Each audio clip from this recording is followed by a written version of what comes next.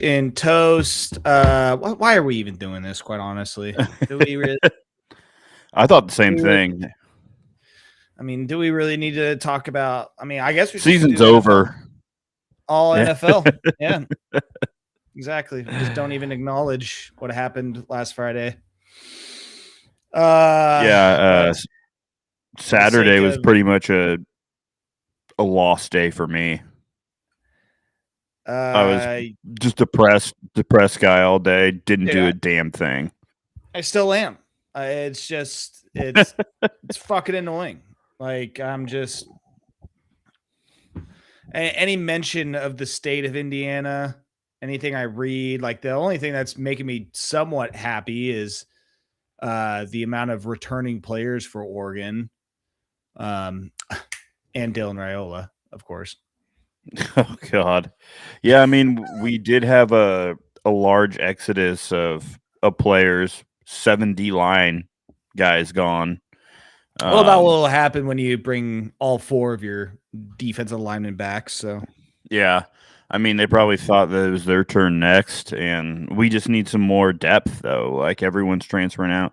If you're not starting, you're transferring out right now. So, Blake Purchase sucks. I didn't want to see him go, but I think Nasir Wyatt is going to fill in well for him. The whole Dylan Nasir Raiola thing is Wyatt had weird to some me. nice plays. Nasir Yeah. Wyatt had some great plays down the stretch that like were kind of like, ew, like saw some film breakdown of him. And I mean, his size is not like, I want to try and see what the measurables are for him, because he does not look like a huge pass rusher, but he kind of reminds me a little, 6'2", 228. He kind of reminds me a little bit of like early Micah Parsons, like Yeah. not overly huge, not that like Myles Garrett type body, or Joey Bosa or Nick Bosa rather, but just quick, good with his hands, and knows where to step and where like his footwork is insane, and just that speed Yeah. on the outside is gonna help him a lot. And Very then I twitchy. mean you're only a freshman, so you're just gonna take the next few years as a collegiate athlete to just bulk up, I'm sure. So He only got 30 reps, 30 plays this year. 3 of them were sacks. So that's pretty good, I'd say. I'm excited for him. Yeah. I'm interested to see what we keep doing in the transfer portal. Raiola is hopefully going to be a backup this year. That's the thought of hopefully Dante sticks around and he can wait his turn, kind of like Dante did. Or based off of what we saw on Friday, are we going to have a quarterback competition? Yeah, I don't know. Looked like shit. I mean, he did. He looked bad. He was seeing ghosts again. He looked bad on Friday. He definitely missed a few throws. Again, I mean, anything that could have gone wrong just about did. From the start of the game, when you come out and you throw a pick six, to then put on a great drive, the next one to drive the field, get in the end zone. Nice throw to Jamari Johnson. And then pretty much from there, just totally shoot yourself in the foot constantly. That little fumble on Deere Hill while he was trying to throw. They got the ball at the 3, immediate score.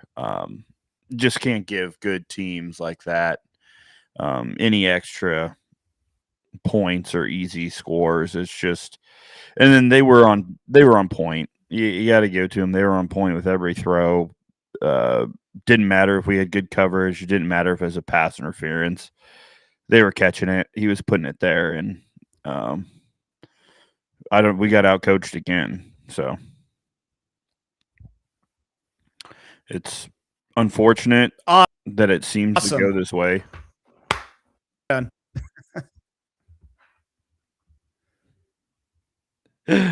Oh, we're out. Yeah, we're done. Wrap this up. Yeah, it's pretty much the same exact thing we had in the Rose Bowl again. So it sucked. Yeah, I mean, it's like it was that. I mean, the difference between this and the Rose Bowl was the turnovers aspect. I feel like it was like a lot of the Rose Bowl was they just doing whatever they wanted and just carving up and just throwing deep bombs and just again doing whatever they wanted to offensively. Having 3 End turnovers in the around first half, reverses. I mean, yeah, it just didn't matter. It was like this one, it was just gift wrapping them 21 points in the first half Yeah, because it's just turnovers. yeah. I mean, at least it was like we went down there and we answered the first one, like miscue. I don't know. You don't believe any of the Indiana is cheating type talk out there that you've seen that, right? No, that's what I call coping mechanism for getting your ass Yeah, whooped. I will say that there yeah, was one point in the game that they seemed to just be able to check into stuff immediately. So that's watching film. That's, you know, having a better, like you said, better coaching, knowing yeah. your coaches knowing what's going to happen and telling their players, hey, if you see this look, check into this. If we see this, we want this. That was one thing I noticed in the game, but I mean, unless yeah, I mean, the whole thing just seems so far-fetched too that they're hacking into a certain software that's able to I was just like, guys, just stop. Stop. I know. I've This seen like is multiple people post about it and like come out and say, I don't know how like credible these people are that are out there posting this sort of stuff. Um, so I mean, I really don't pay any kind of attention to it. As I think we just got out coached, but it's just like if that were like I didn't believe the Michigan one at first, but then Michigan was doing some shady shit. I'm not saying this is the same type thing. It's just if I'm wrong again about we come out and they did somehow hack this thing and knew everything we were doing, then that's just like another thing. Like, all right, well, no wonder we got fucked up. well, also, I don't know if you needed to hack that first throw by Dante. I mean, Yeah, I mean, if you knew the play that he was running, the route, well, yeah, well, I think that they knew what he was running based on him just staring down the receiver on the yeah, left-hand side the entire time and throwing it behind him. he clearly knew where he was. He was wanted to go with that ball from the start and threw a bad pass behind him. Easy Yeah. pick six. Um, at least the other game was good. The Ole Miss Miami game. I guess it got better as the game went on, but even that, Yeah, Miami dropped like 50 fucking interceptions. they did, but at least you look at the final score and be like, all right, that's respectable. Like it came down, like Ole Miss was up at the end of that game, Yeah, and they scored Miami late. had to Yeah. come back and win that game late. So, like, if Carson Beck does some Carson Beck shit and throws a pick or something, this game's different. Like, they're not playing at their home stadium. Have you Um, ever seen have you ever seen a 15 play drive go only 2 minutes and 55 seconds? Because no, that's what that last Miami drive was. I was just looking that's at it. crazy. 15 plays, 75 yards, but only 2 minutes and 55 off the clock. I Well, also and haven't seen. Oh, continue. I was gonna say that I remember when Ole Miss scored that touchdown, and I think you even said is like, did they leave too much time on the clock? Because there was Yeah, 3:13, I want to say, left on the clock after that, and they left 18 seconds too many on the clock. yeah, just unbelievable. I can't believe they ran 15 plays though. Um, but I mean, I can't believe that we actually outgained them, Indiana, that is, and we got killed by so much. Like had more yardage than they did the whole game, and we lost by 30 some points. Well, yeah, I So mean, you take away the I pick know six. 21 like is turnovers for sure. Well, Um, 28 if you want to include the blocked punt. Yeah, I mean, they were able that's to true. turn that into points right away. I mean, they had a pick six, and then 3 of their touchdown drives all started within the 20-yard line of Oregon. Yeah. I mean, that's just, again, talking about gift wrapping them. That blocked punt that turned into a touchdown, that game was well over at that point. Find it very interesting that you punt at that point, but decide to go for it on 4th down at the end of the game when it's like, like, all right. Anything that could have gone wrong went wrong. Like, it is our worst game to have that shit happen.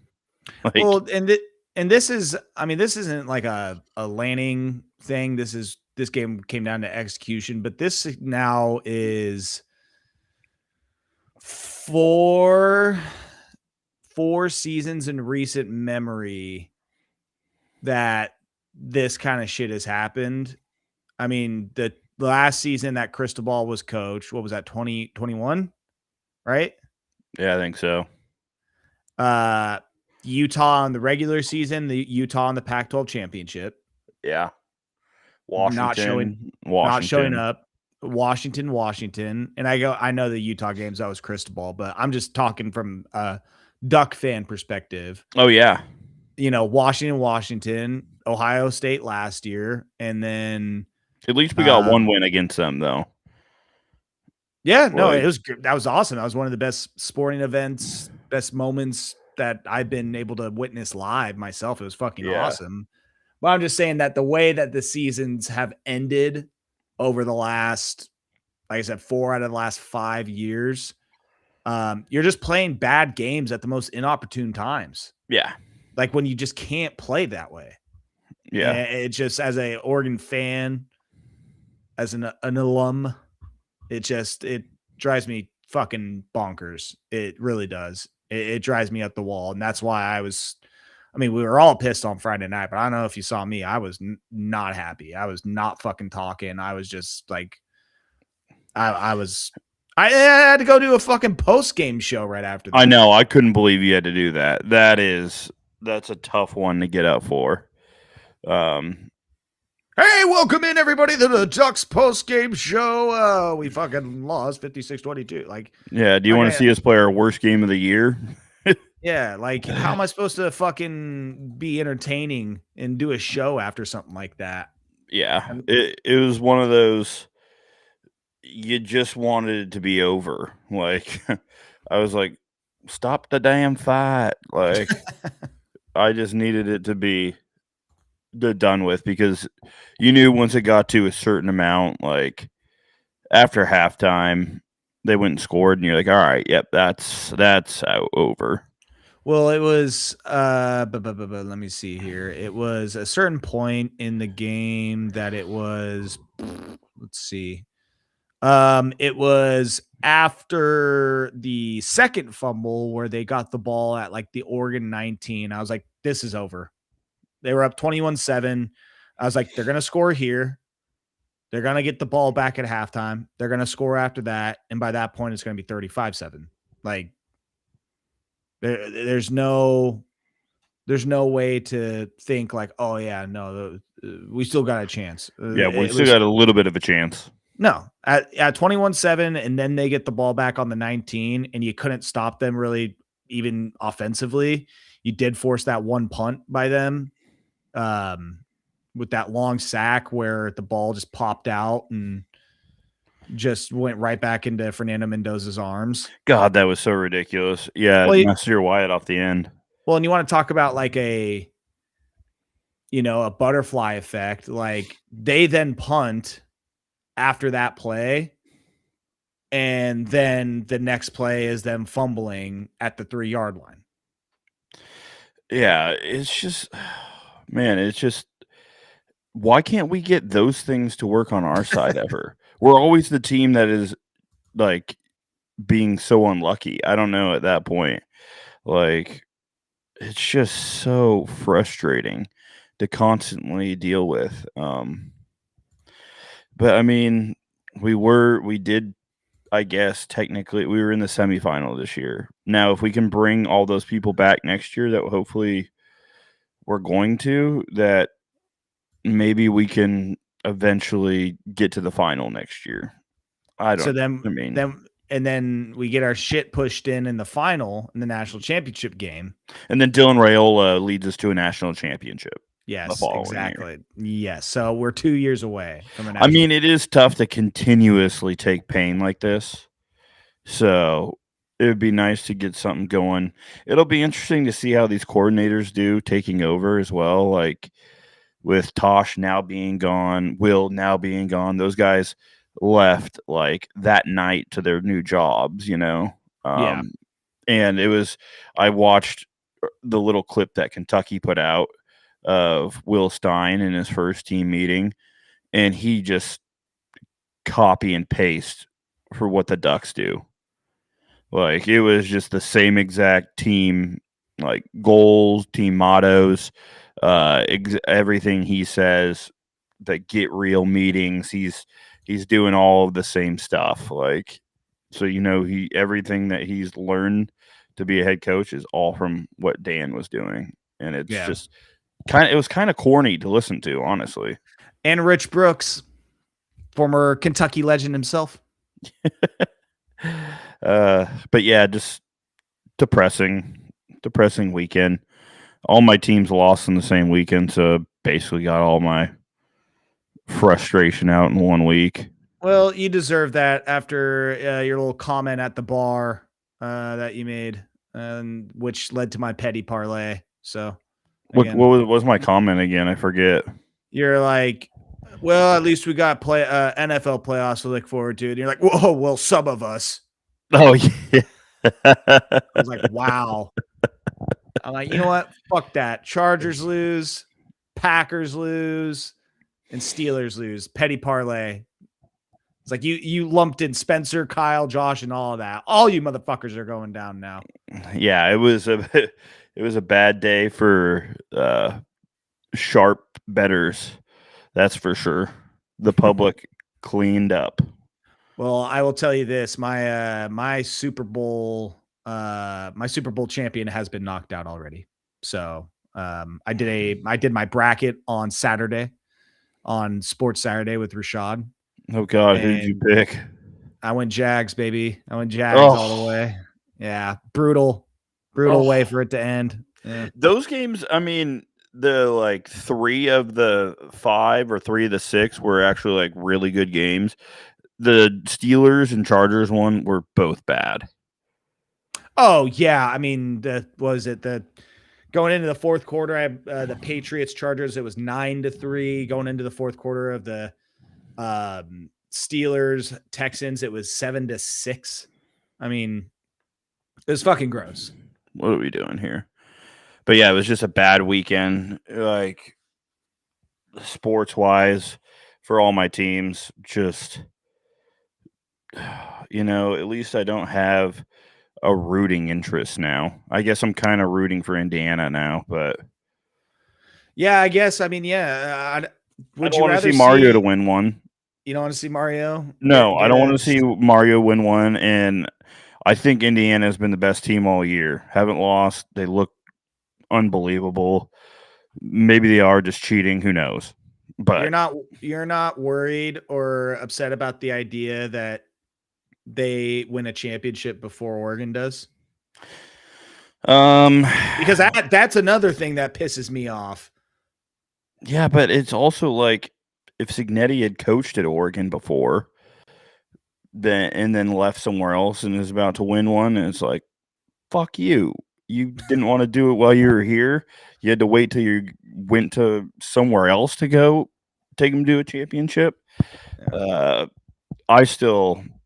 don't like the way Mario left. I understand the reasoning he did leave. But I didn't like him saying, yeah, I'm going to be the coach. I'm going to continue coaching. I'll be here. Let's go. Bowl game, whatever bowl game we were in that year. And then just immediately private jet Miami. It's just like, just come out and say it. Like, I don't know. He wasn't locked in our last little bit. So, and Curt Cignetti, I feel like that whole coaching staff's so good. Somehow they caught lightning in a bottle and they're one game away from winning it. Well, the fact that it feels like they have just some grown ass men Oh that are yeah, on that team, like Elijah Sherratt, to me, I swear he's 28 at dude, least. he's so good. He's already a pro. Um, somehow that offensive line is really good. I don't get it. Um, that scheme they run is just the RPO. Mendoza runs it to perfection. And then defensively, they all play as one. Like they're all in their spots. They have a few really good players, but a lot of it's just them doing their jobs and getting it done. Like no matter who's in there. Because I mean, the talent disparity from what we have compared to them is quite a bit. I feel like, but they just get whoever in there and they just play really high level. Well, and it's like all these guys have played, 35 to 40 games already in college football. It's just the experience. Like, Yeah, it's almost one of those like talent versus just experience level, and the experience won out, and it has won out for them this year. I mean, it goes to show also, like, and I know a lot of these guys are transfers. Some James Madison, you got Hemby yeah, from Maryland. You got obviously Mendoza from Cal, but these guys they've all played a lot of football in college. yeah. I mean, especially defensively, like a lot of those guys are JMU guys that came Yeah. over and they've been running that system for 4 years. Like they Mhm. played together. Aiden Fisher, D'Angelo Pons, out the Kamara, like a lot of those guys on the back end and in the linebacker room, they've all been in that system for 4 years and all play with each other and know how each other move. And Yeah, because I was gonna say like, oh, this is college basketball. Take notes. This is what happens when you keep guys together on the same team for yeah, 3 or 4 years. And while like technically there are transfers, but yeah, I mean it's just there's a lot of James Madison guys that came over, and it's like they have been playing together for 3-4 seasons now. yep. I mean, that's pretty much my thoughts exactly on that. It reminds me a lot of those teams that like they might not be the most talented basketball teams, but they got really good role players. They all do their own thing and what they need to do really well, and they've been in the same system. And those teams make runs late in the season, Mm-hmm. And unfortunately, we have a bunch of young players and a bunch of guys that were just going to be there 1 year anyway. So, Well, again, I guess the encouraging thing is that, what we're talking about right now is what Oregon is about to get themselves. There's a lot of guys coming back playing with each other again for another year. yeah. And hope to, just keep building on that. And I'm interested in what we're going to do at the linebacker position now that Bryce is gone. He had a hell of a game in that semifinal, too. Like he played really well. He was playing his ass off. He's like, I ain't going out like this. He's like, we may lose, but I'm not fucking going out, just rolling over. Dude, he was flying around. He was smashing people. Like he was the only one showing like anything, making plays, and it was just you feel bad for those guys. But we're gonna need someone. We don't have anyone who's given us like proven. I know Jerry has been in there quite a bit, but I don't think that he's like a leader middle linebacker. I think he's just a good outside linebacker. He plays well in coverage. Yeah, I'm not set on all of our linebackers or the ones we've seen. Yeah. Yeah, you'll definitely need to get someone for the middle, sure that up. Because I mean, like losing Betcher, I mean, I can't even think of who would fill that spot sufficiently enough. That's all on the roster right now. Yeah, well, I'm interested to see how Dylan Williams progresses. We already had Kamar Mathuti already transfer out. Braden Platt's a middle linebacker, but and a running back. Yeah, I'm interested to see what Dylan Thieneman does because we got Corey Parrish from Minnesota, which was a huge transfer in number one safety. Like one I of the like top. me some koi. I'm a Yeah, big fan of the koi pond, man. yeah. That guy he is certified psycho. Like Can he we? he flies around, and when he's like gets hits and makes big plays, dude, he is just like fucking Yeah, he's got a psycho factor to him that I love. He can return really well. Hell, throw him out running some routes if you need him to. yeah. I'm interested to see if like we have him and Thieneman back there because we just keep the Caucasian collision out there. The CCU. Can Hell we yeah. keep that Hell yeah. going? By the Um, way, I'm on 24/7 Sports on their transfer portal. The top 20 middle linebackers have all committed somewhere. I know the guy from Baylor, Keaton Thomas, was up there for a little bit. I thought we were going to make a run at him. He would be a great guy to fill in the middle, but you're too busy trying to win a championship. The best available middle linebacker right now in the transfer portal were Sean Miles Jr. out of Abilene Christian. How big is he? He is measurables are 6'1", 220. Okay, so he's a smaller, flies around. He plays for Abilene Christian, so he's not going to be, a horse. But the next one is number 35 in the transfer portal for middle linebackers, Chinedu Onyegoro out of North Carolina, 6'2", 220. What about Amari Campbell? Where was he at? Let me see if I can find here. Because he was 16th. He transferred to Tennessee. No. Yeah. Oh, he already committed? That's fucking wild. They have him at Tennessee. Yeah. I mean, yeah, there's really not a lot here. I'll see of the available. Oh, this is just giving me I want all middle linebackers. So that kid from Abilene Christian, again, the Chinedu Onyegoro from North Carolina, Reginald Hughes from Colorado, Trey Lathan, like that name, from Kansas. But they're all in that 35 to 42 range. Yeah, that's not tickling Jim right there. Then you got Chris Jones out of Southern Miss, also looking for a new home. So it's slim pickings right now. I don't know if you I just don't know what you do there. Maybe Gavin Nix steps up his sophomore year. I know that they really liked him. I thought he was going to be really good. Maybe he can develop this offseason and be a stud there in the middle for us. But at this point, I'm on to next year. It's going to be a long offseason. I remember waiting for this year to come around, and it flew by. Yeah, I mean, again, the only thing that I'm really, making this week easier is just the amount of guys that have said they're coming back. Yep. That's made it a little bit better, is that, we're not having to restock the whole roster. We're just retooling some things. Just a little reload. I mean, dude, what would be nice, and after getting into it with some Colorado fans a few years ago, is if we were able to snag Jordan Seaton.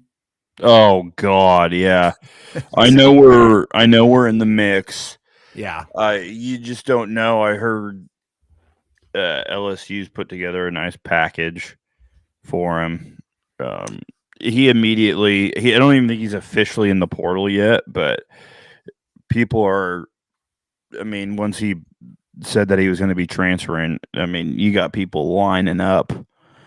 The only good thing for Oregon is that we were one of his finalists, like when he was actually picking schools out of high school.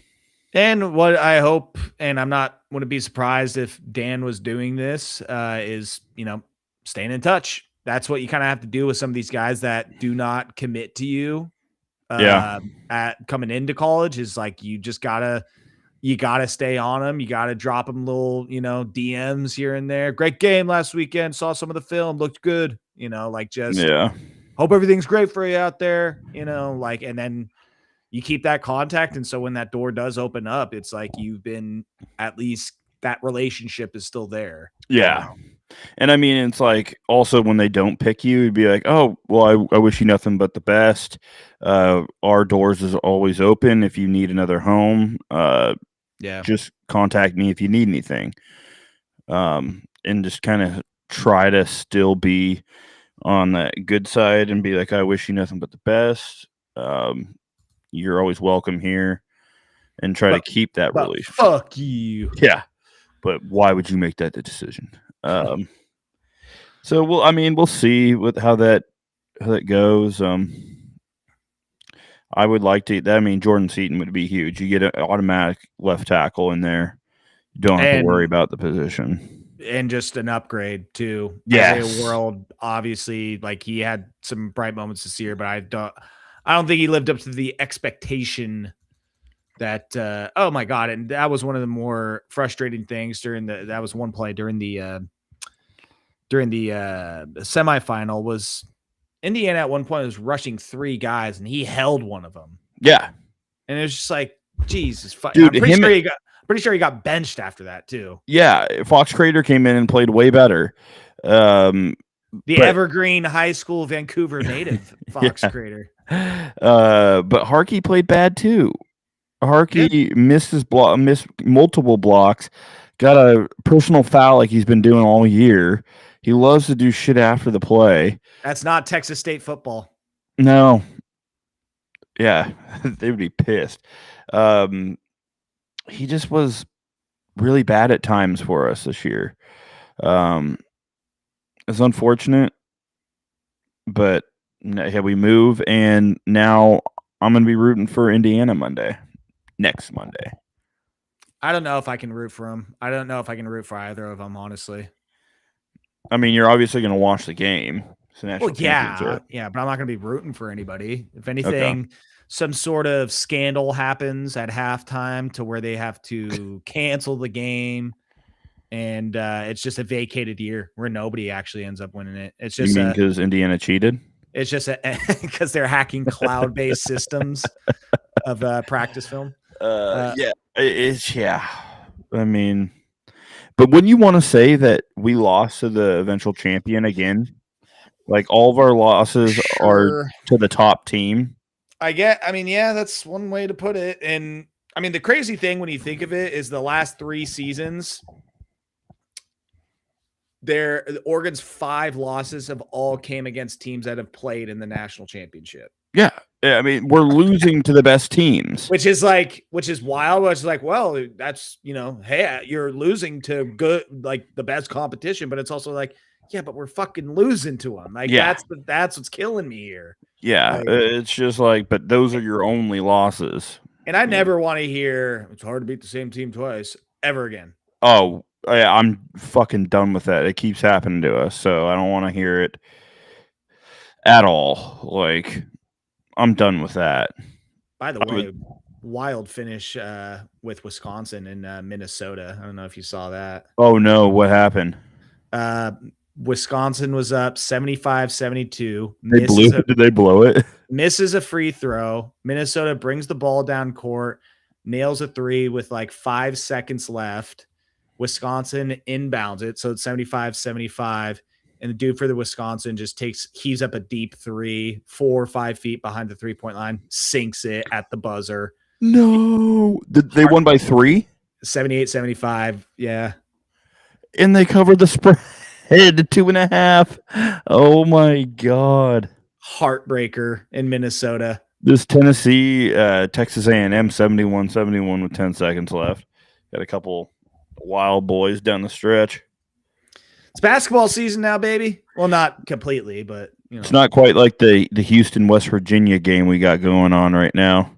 Yeah, how's that going? Oh yeah, it's a good day to bet the West Virginia team total under.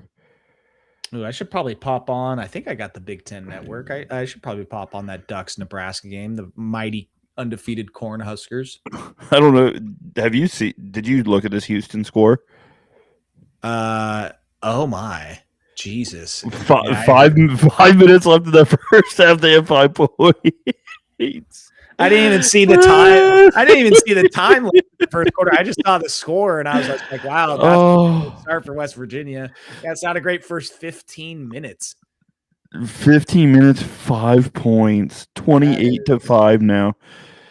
Oh my lord, they're 1 for 10 from downtown. They're shooting 13%. That's that stranglehold anaconda choke Houston defense. Oh man, I want to go quad box here, but they're not letting me watch the Oklahoma City San Antonio game in the quad box. What? Yeah. I think, yeah, we'll see. We'll see if I can make some magic happen. We'll see. Well, it's having. I got Oregon, Nebraska. I'm pretty sure the other one was the A&M Kentucky. There was some other game. I think it was Iowa State, Kansas. Kansas with an early lead. And then they're giving me the replay of the Packers Bears. I'm like, Kansas with an early lead. 8-3. Jayhawks not ranked, by the way. Yeah. But yeah, if I can get rid of that Packers Bears replay and sub in the OKC Spurs, then sign me up. I feel like the YouTube TV, I mean, listen, can't complain in the Big 2-6 about YouTube TV and the capability that we even have to do quad box. Good. But it just seems like there's always one game that is missing from the quad that you want. Oh, that should be on there. Yeah, it's just like, dude, if I could have these 3 games and one more. I feel like I run into that every week watching college football where I'm just like, dude, this has the one game on it that I do not care about, and I want to sub it in for this one. It just kills me. Dude, I swear, I think I'm running on AOL dial-up or something like that right now. Everything's going slow in my household. Need to call up Comcast, tell them bump my speeds up, bitch. Yeah, can't be dealing with this bullshit anymore. Oh, it's all pixelated and stuff. What the hell's going on? Oh, yeah, you can't be having that. Anyways, we're getting off topic here. Yeah, I don't know how you want to wrap up this college football talk. I mean, other than fuck Indiana. I'm going for Indiana. I've been Kurt Signetti backer from day one since you have been. I kind of blame this on you. So I think this is the last of the JMU guys he's going to have that came with him, and this is a team that's been dominant all year. So I'm going to go with Indiana over Miami in Miami's house, and I'm going to say fuck Mario, and we can just transition over to NFL because this college season is done. Yeah. I mean, yeah, there's no FCS championship either. That's all done. Close game, though. Montana State, and was it Illinois State? Thank you. I was about to say Ferris, but they won it last year. D2. Yeah. Oh, yeah, that's right. That is D2. Yeah, I don't think I'm going to be able to get the selection of games that I want. I'm looking through all the different quad box options. Son of a bitch. They're not even giving me the option to throw OKC San Antonio in here at all. What is that? Just just a mishmash of all sorts of stuff, but they will not even have me consider throwing that in a quad box in any capacity. That's some horse shit. You watch that Blazer game tonight? Doesn't start till 8. Oh, is that a cock game? Yeah, it's a cocky game. Yeah. Against the Warriors. Yeah, I'll probably tune in. Again, it's basketball season. In the basketball mindset, me and Joey finished watching that Court of Gold game, or Court of Gold show. Oh yeah. It falls around, yeah. Man, that Steph Curry, he's something, isn't he? That's Steph Curry. He's good, isn't he? He's good at who's all basketball. Now here's a guy that, dude, that shot though, like that he hit in the Olympics over the French team, just the dagger, a golden dagger. Oh yeah, It's so crazy. Yeah, that shot was insane. Very impressive. Yes. All right. Fine. We'll go to the NFL, another depressing subject because I wouldn't say as depressing. Obviously, I mean my team's not in it, but my most hated team is no longer in it, and one of my, I would say my lock of the week, Eagles beating the 49ers, definitely did not happen. I was all over the Eagles in that. Maybe it was the reverse jinx is what happened there. Dude, I got absolutely pants pulled down, smacked in the ass. You Just did. I got beat up this weekend, You and did. I was it thinking was about like because um you had Packers winning, you had dude. Steelers winning, I you I had I was on or the at least sharper side. covering. I was on the sharper side, and the public was 5-0 against all the sharp money sides. Wow.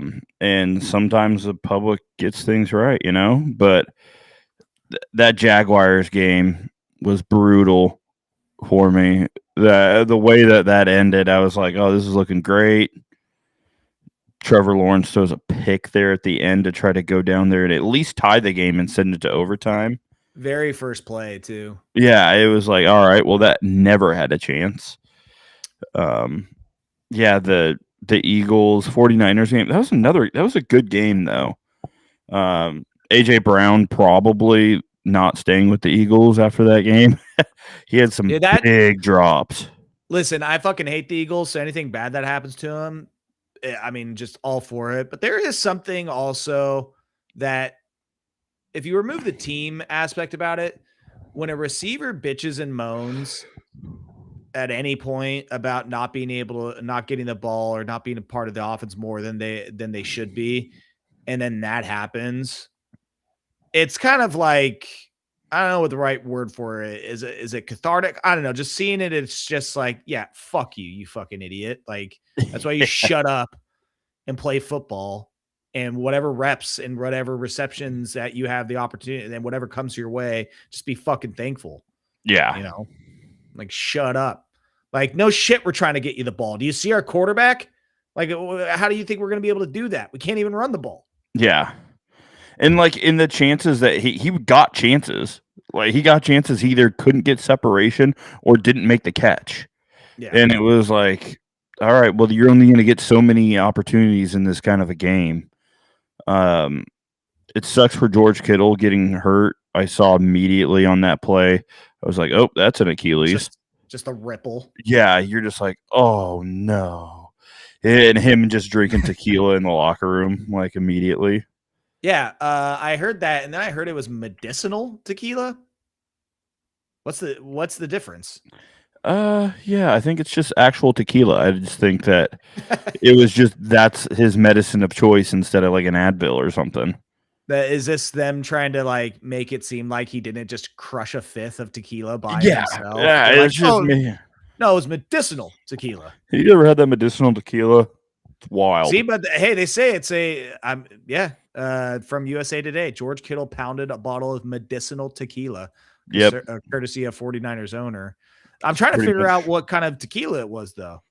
It's pretty much what I do every day. It was Patron. That's He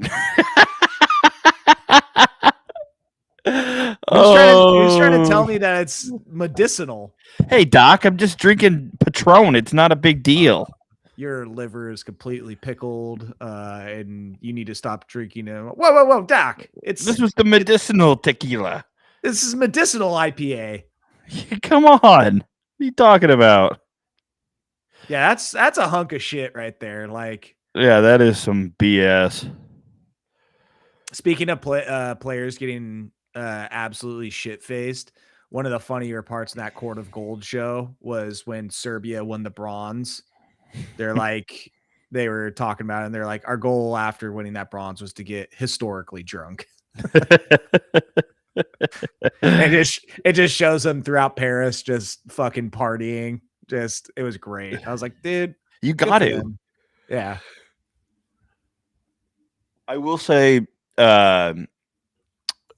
bringing it back to Saturday, you were right on the keep pounding Panthers to keep that Dude. game really close. Oh my god, I can't believe it was as it shouldn't have been that close. I know. I mean, that was a good display from the Panthers. I think like that was promising. Fight, grit. Dude, they put up a better fight than the Chargers did. That's for sure. Yeah. And then the Packers absolutely blowing it. I mean, you score 6 points in the second half and get outscored 28-6. Like, I mean, the Bears were a joke in the first half, but at least they can go into the locker room and make some adjustments. And LaFleur looked lost. I mean, what are we doing out here? It's just that's unacceptable to blow that kind of a lead. I know all about that being a Chargers fan, but well, and it's just like they were up 27-16 at one point. yeah. And then you give up that 4th and 8 pass to Roma Dunze. Oh, Like that would have basically ended it. Backbreaker.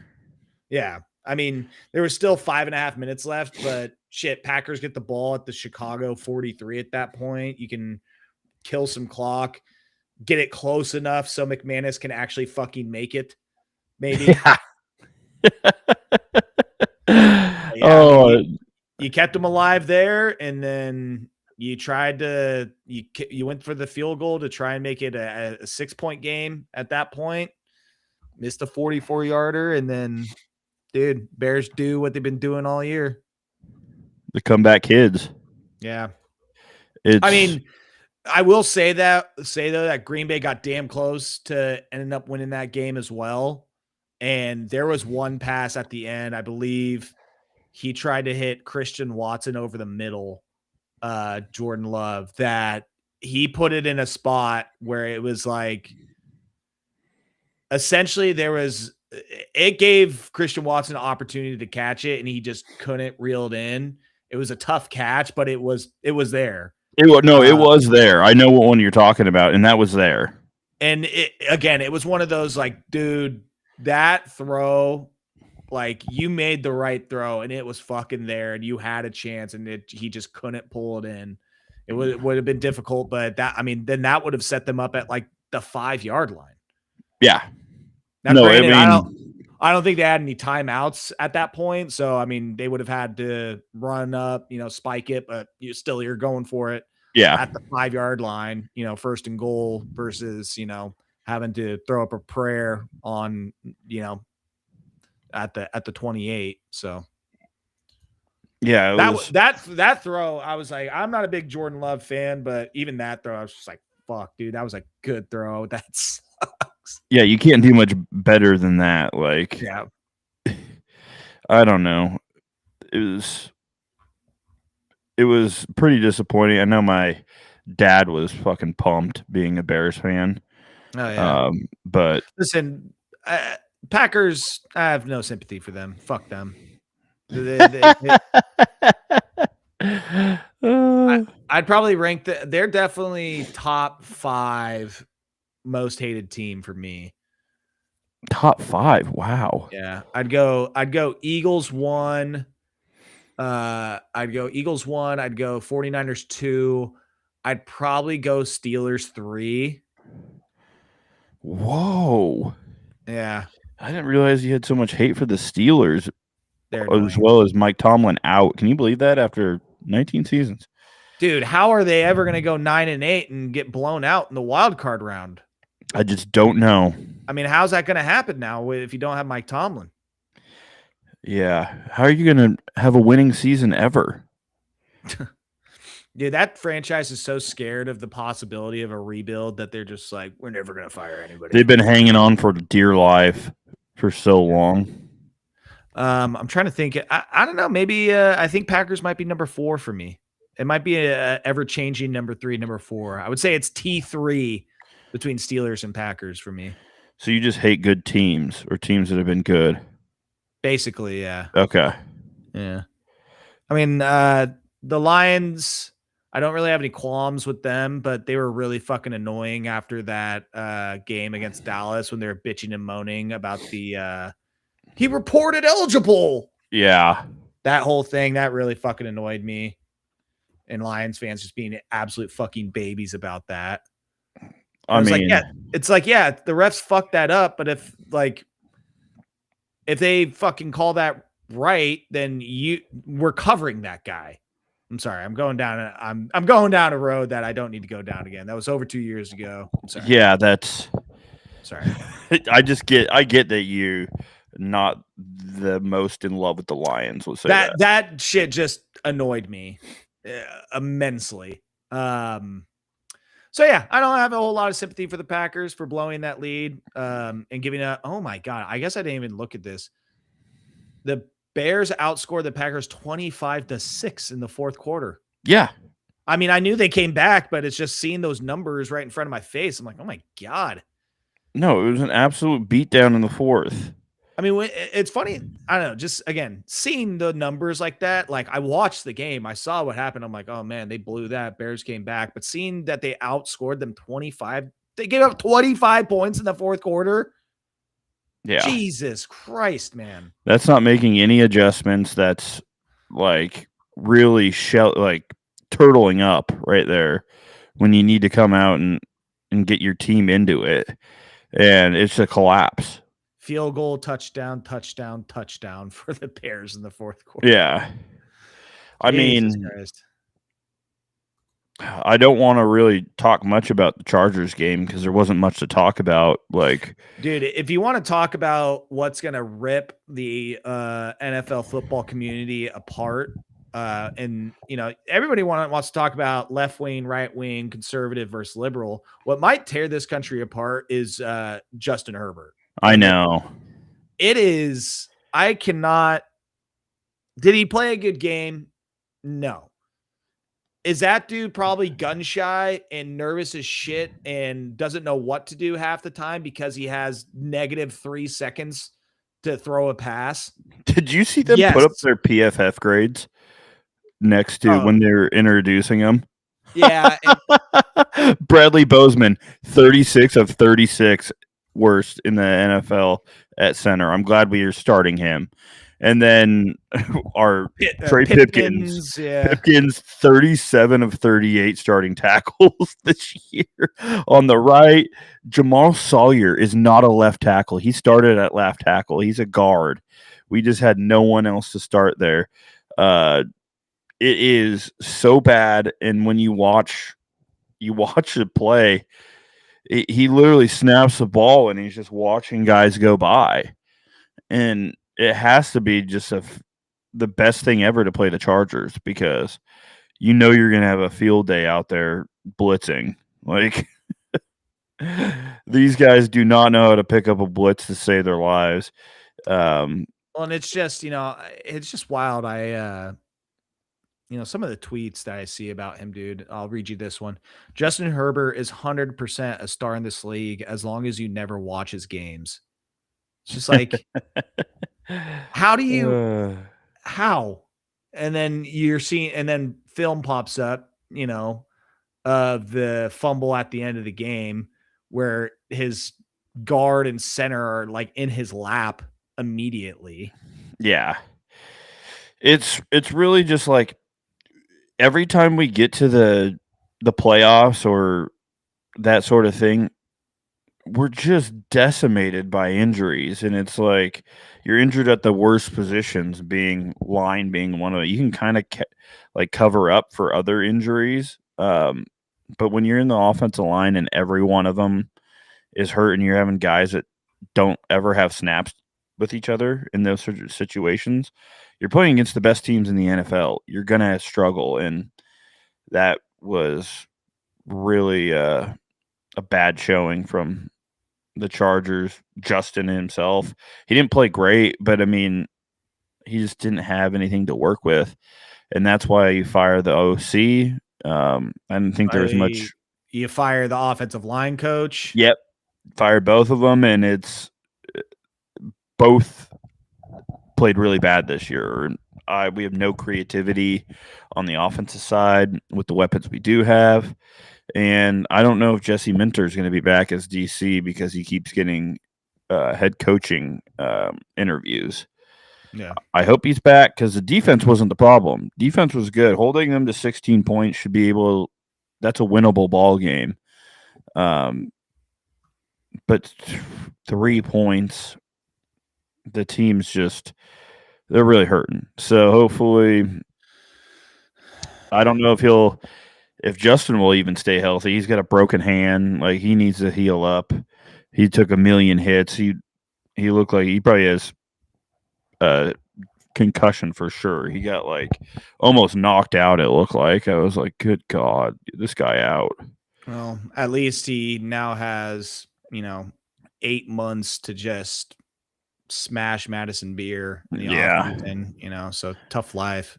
Yeah, it's going to be a lot better for him now. What a life as a starting NFL quarterback where you're just like, oh my God, we fucking lost. I played terrible, and gosh, man, all these narratives, and then you open the door, and that's what greets you. Yeah, you just look at your bank account, and then you look at who you go home to, and you're like, wow, this is great. Like, actually, I think I can keep getting crushed by this offensive line. God, keep me in LA. Honestly, I think this will do. Bring Bradley Bozeman back. I swear to God, if he's our center next year, I'm going to lose it. He's so bad. You know what's crazy, too, is Mekhi Becton being as bad as he is. Of course, he's great with the fucking Eagles, so thanks for that. As soon as he goes to you guys. He was so good for the Eagles, and he comes over here, and he's rated like one of the worst guards in the NFL. Yeah, thanks for that. I'm glad that Mekhi Becton was absolutely fucking awesome for my most hated team, but that as soon as he goes to your Chargers, we pay him a boatload of money to come over here and protect, and he's just awful too. God. So what was we talked about Steelers, Eagles a bit, Chargers paid. Oh my God, dude. Steelers, Texans. I mean, hey, fat guy touchdown. Was that Rankins? Yeah, Rankins. Dude, which was so weird how he just like reached down in that scrum, like in the middle of those bodies, and just pulled the ball out and just ran away with it. Did you not think that was a weird play? Because I thought it was just like, oh no, it was just kind of funny. It was like, what? Like, he just reached down. He was like, oh, I'll fucking take this. I'll take this. Yeah, I thought that was one of the more like weird fumble scoop and scores that I've ever seen. Just because there was like 4 guys lying around, and then he just like, sees it down there, and he's like, fucking, I'll take this. Yeah, that was ridiculous, man. And you had mentioned about CJ Stroud having to have a good game. Well, he didn't need to have a good game. No. I mean, that defense is really good. That next round, when you got the Patriots, Texans, give me the under on that, because these teams are not going to score. Old-fashioned knocker. What is the over-under on that? It's 41 and a half. I was going to have you guess. I already knew that one, because I immediately, when I saw they were playing, I was like, oh, God. Yeah. I think that they're going to have to just lean on the penis backfield of Woody Marks and Nick Chubb. Yeah, it's going to be 20 points is going to win that game. 164 rushing, 5.3 per attempt against that Steelers defense. Woody Chubb. Yeah, that was unlike the Steelers defense giving up that much on the ground, but how you feeling about this Broncos-Bills matchup? Oh, man. Rematch from the wild card round last year, I believe. Yeah, for some reason, I think the Bills are going to blow it at some point. Like, I just keep feeling like they're going to blow it at some point. I don't know when it is, because I really thought that they were going to get beat by Jacksonville. Like, I was pretty confident on that, and I mean, they did play better, but I do think the Broncos are a better team at home. Did they play? They did not play the Broncos this year. They did play the Patriots. They did play the Texans. Beat the Patriots once, lost to them once, lost to the Texans, but did not play the Broncos. I would say out of the, oh my God, Jesus, I didn't even realize what the Seahawks spread was. Jesus Christ. Yeah, no more George Kittle. Seahawks at home, Well, and they didn't need George Kittle for the first game against them. no, Taun I mean that's Taun true, just in the back of the but end zone. it's baked into the line a little bit, Yeah. because that really brings down their offensive production. Sorry, I was saying though about the Broncos Bills game. Yeah, There's part of me that just like seeing them beat the Jags. I was just like, uh-oh. I was like, is this some team of destiny bullshit we're about to get where the Bills win on the road every single game, which in the playoffs and make it to the Super Bowl, and Josh Allen just puts steam on the back. Honestly, about the Bills, fucking how great has Brandon Cooks been for them? dude, what a pickup! Yeah. Go Beavs. How about that? Dude, he had some big time plays in that game. Dude, he's had some big time plays the like last couple of weeks for them. And I was like, I was really shocked that it went that way. That he played so well. But that team, now that Gabe Davis is out, after that ACL got just blasted up again, the same one he got blasted against the Jacksonville, or when he was playing for Jacksonville last year. They're low on bodies to throw to. So, hey, it's another Brandon Cooks game. I don't think that's a bad world to live in at this point. He went 6 for 101 against Philly. Didn't play in the season finale, and then went 5 for 58 against Jacksonville. Because you're gonna get Shakir, you're gonna get his 2 tight ends, you're gonna try to get James Cook out of the backfield when you can, if he's healthy. But I just think there's in this one, I just think there's a little bit more that the Broncos will be able to give you, and their defense is pretty damn good too. Tis good. Yeah, I was just gonna say that with the Broncos Bills game, the reason the Seahawks line caught me off guard is I was gonna ask what matchup is most intriguing to you of the divisional round. But that game is going to be. It should be good. Like that's always a good game when they play. But the 7.5 really threw me off too, because you look at everyone, it's 3 or less, and in that one, you're like, that's over a touchdown. Okay, well, you don't usually see that in the divisional round, so that kind of just tells me Seahawks maybe. Quick Oregon Nebraska update. Nebraska on a 14-2 to run. They were down.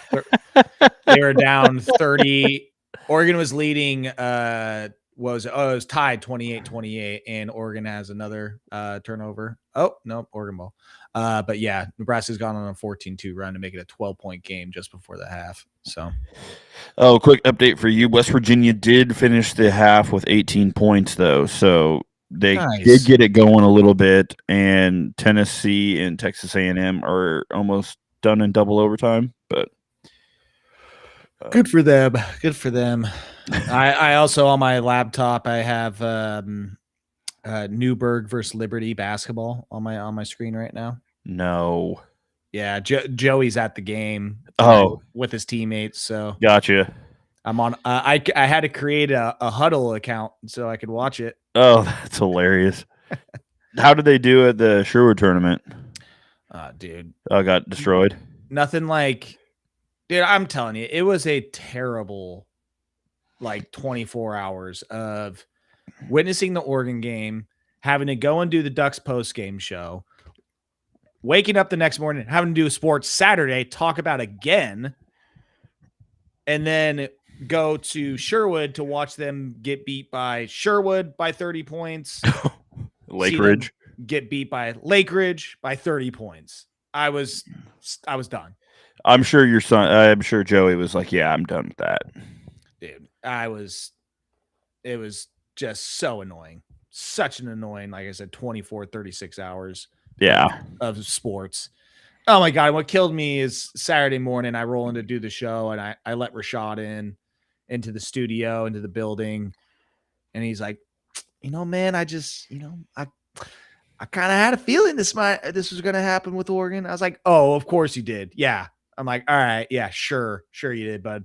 He's like, no. I mean, seriously, this is what they do. And I was just like, just shut the fuck up. This is what they do. Get out of here. Yeah. Like, shut up.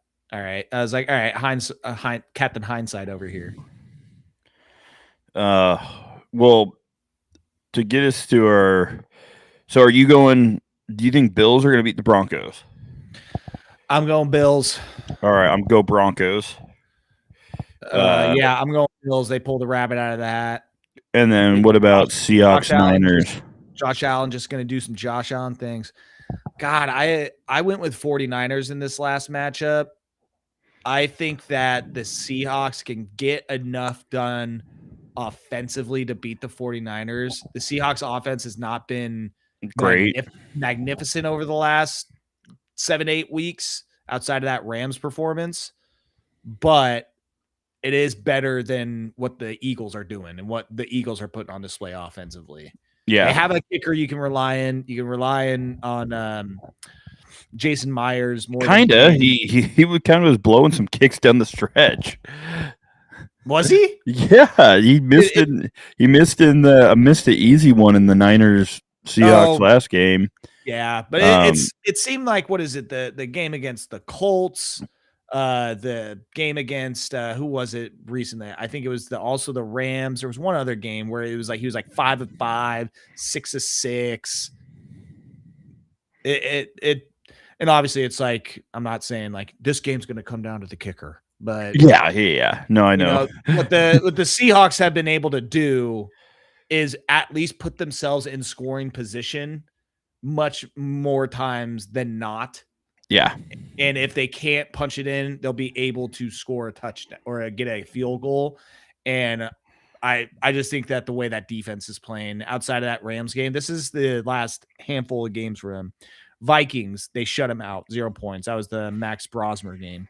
Falcons, 9 points. Colts, 16 points. Rams, 37. Panthers, 10. 49ers, 3. And then that Titans game, they gave up 24, but I'm pretty sure one of those was a garbage time touchdown late in that one. And then they also gave up a punt return.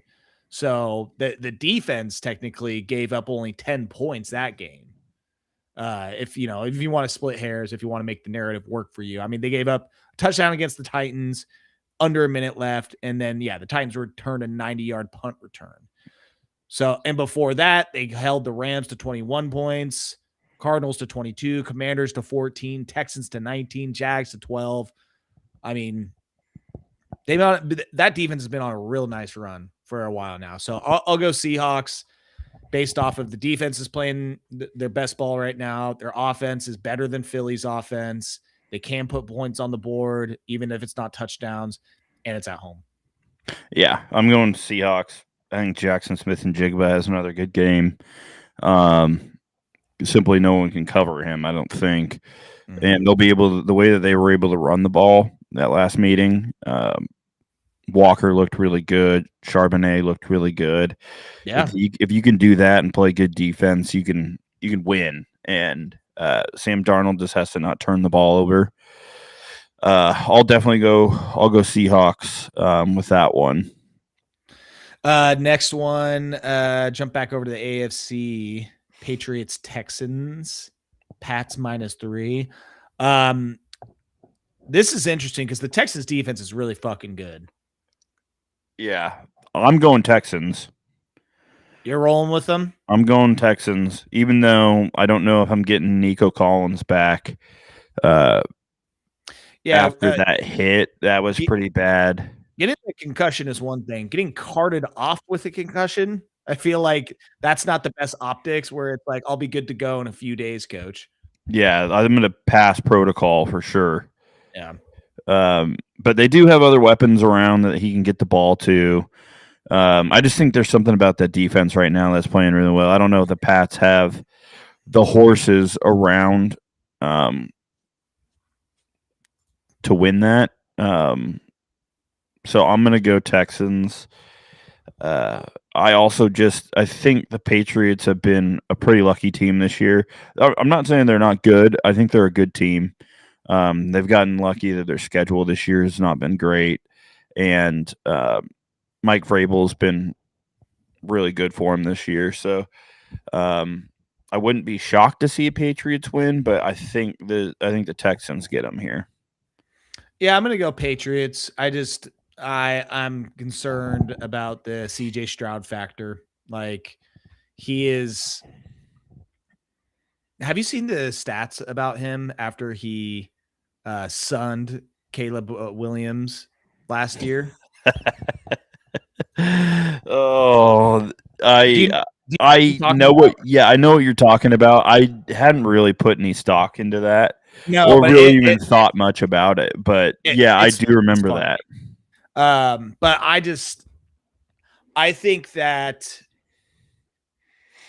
God, I would say this is the toughest game to pick because again, when I lean back on this Texans defense, I'm like, that's a team that or a unit that can win you any ball game. Yes. I just wonder if Patriots defense, not terrible. I mean, a really solid defense. And so when I think push comes to shove, is that I trust the Patriots offense more. I trust Drake May more than I trust CJ Stroud. And so I think it's going to be close. I think it's going to be, like you said, take the under. Yeah. But I think Drake May and that offense will be able to pull out some plays that will be able to get him either a late early lead or be able to just cement their lead, run out the clock, bleed it out, kick a field goal to make them go up by 7 or 8, and then the Texans won't be able to do anything about it offensively. Yeah, I definitely see that being a close game, regardless of how like it comes out. I think it's going to be a really close, like you said, field goal game. Similar to what I think the Bills Broncos will be. I think it's going to be another really close one. Yeah. And then so you got Broncos Texans, Yes. and I'm going Bills Patriots. Yeah. We'll see which one of us prevails. Dude, I do, like you said, I do. If Josh Allen gets on this like magical run, and I'm definitely going to be rooting for the Bills. I just don't believe in the Bills all the way. What's I mean, who's the last team to win or have to play 3 away games To to win? get to the Super Bowl? I mean, would that be the Giants? Oh, geez. Yeah, I don't know. I couldn't tell you off the top of my head with any of that, but that would Yeah. be, it's a really tough ask. Um, this Bears Rams game, though, it did kind of surprise me that I thought the Bears Rams would be more of that Seahawks 7.5 shaded towards the Rams, but I don't know. That seems a little low to me. I don't. What about you? The 3.5? For the Rams Bears, Yeah. Does that you seem low, or do you think that's just about right? I think that's about right. I thought it would be a little bit closer than that. I thought it would be maybe in that 2.5, 1.5 range. Okay.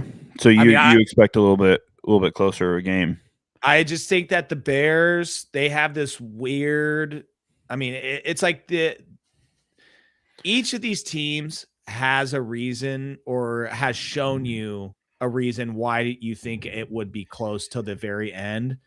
The Rams seemingly just play down to their opponents and let them hang in it. And then the Bears always come back. Yeah. I mean, the Bears are a second half, fourth quarter team. It's just a team that just doesn't quit. And um, Ben Johnson, I think, does a really good job at halftime making adjustments or having his coaches make adjustments. And I think that has really helped them out like later on in this year. And I think the fact that they get home field is really nice because that place was popping on, was it Saturday? It was really nice. I do still am going to have to lean with the Rams and Sean McVay coaching. Um, but I'm really excited to watch this game. I think it's going to be really good. I'm going with the Rams as well because I had them in the Super Bowl. Okay. So, yeah, I think that Bears magic runs out finally. I think if you're gonna have a shootout between these two teams, I'll take the Rams. Um, yeah, so that would then give me the Rams, and it would be a Seahawks Rams. That's who you're going with too, huh? Seahawks Rams. Yeah, it's division. They've been the best division all year. So we are simpatico in the NFC, but the AFC we're going just with a little bit different. Yeah, to A go little with the bit different. completely different matchups there. Also, only 2 teams have won the Super Bowl after playing all their playoff games away. 2005 Steelers, 2007 Giants are the only teams that won the Super Bowl after playing every playoff game away. Oh, wow. Yeah. That's crazy. So the only teams that technically still have a chance of doing that would be the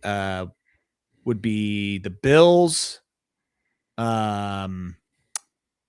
technically the Texans would have a chance at doing that, as long as, if the Broncos were to win and the Texans were to win, then that would be Texans at Broncos, and that would be their 3rd straight away game. Okay. The 49ers, same thing. The Rams, as long as the Seahawks win. It's funny how some of these wild card teams, it's like, could end up hosting, Oh, yeah. It's the whole divisional winner and they have home field is all weird to me. Yeah. I mean, of the teams that could repeat that stat and be the 3rd team, I mean, I could count on the Bills doing that. I could count on the Texans, and I could count on the Rams. I'm not, 49ers, dude. As much as I fucking hate them and their fans, all props to them and credit to them. They just don't die. Yeah. And that's been the entire season. Yeah, they've been a resilient bunch. They have been a resilient bunch. But I mean, we'll see how this week goes. I'm excited to watch the games. It's kind of nice to have the 2-2. Yeah, I don't have any basketball to go to this weekend, any youth basketball tournaments. Oh, wow. So yeah, I'll be able to just plop my ass on the couch and watch some football. Watch some football this weekend. Some old foosball. Yeah, I should probably check the calendar. Yep. Nope, I'm good. What's the schedule like? I know that the Seahawks play at 5:00, but Bills, Broncos, 1:30, Seahawks, 49ers, 5:00 Saturday, and then noon, Patriots, Texans, 3:30 Sunday, Bears, Rams. Okay. They get it done nice and early on Sunday.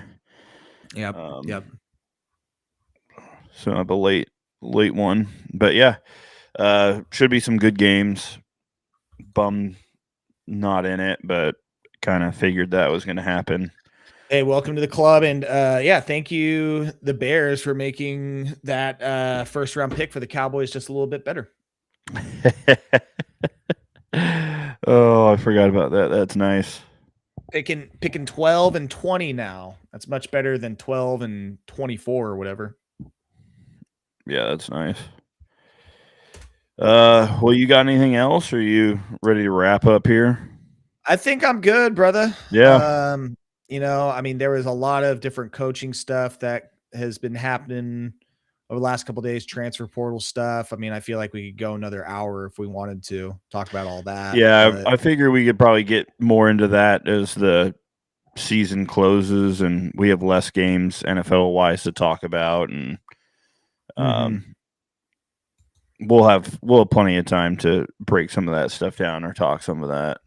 Well, I mean, the transfer portal stuff, I mean, I feel like between when we did our show last week, again, there's just been it's just nonstop.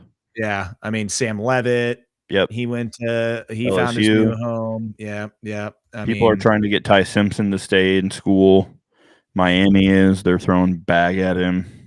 Yeah, $6.5 million. Yeah, like something crazy. I'm like, Jesus Christ. I laughed when you said Ty Simpson because my first thought was Ty Thompson. I was like, who's trying to keep him in tight school? End. Put him at tight end. Tulane wants him back. Yeah, they want him back at tight end. Yeah. But yeah, there's still a lot to happen. We're gonna have a Dante Moore decision probably in the next couple of days, I assume. Yeah, by Wednesday. My sources tell me. Actually, I don't have any. I don't have sources. But yeah, I think I'm good, man. Yep, same. I'm gonna tune into this Newburgh girls basketball game now. Go Tigers! Hey, they got the win against Liberty in the men's. or the boys bracket or the boys game tonight. So yeah, let's That's get a the plus. program. Let's get the program sweep tonight, huh? That's right. Yeah. I was able to see Joey roaming the sidelines, and I almost wanted to text him and be like, "Hey, I can fucking see you, all right? Yeah, don't do any shady shit. Yeah, don't do anything stupid out there." Yeah. All right, dude. Well, if I don't catch you this weekend or something, then yeah, let me know Friday maybe if you want to go hit some balls. The Thursday weather is we're gonna be hitting balls on Thursday. I know that already. Thursday afternoon. Thursday could be afternoon, could be later. I don't know. Well, I'd prefer afternoon. Oh. Some of us work regular hours. Okay, some of us don't just get to Afternoon wouldn't be normal then. some of us don't get to just take off 2 months randomly, for no reason. Yeah. All right. I'll be talking. Yep, we will be. I will be hitting balls this week. That's for sure. The weather's too good. Oh, so nice.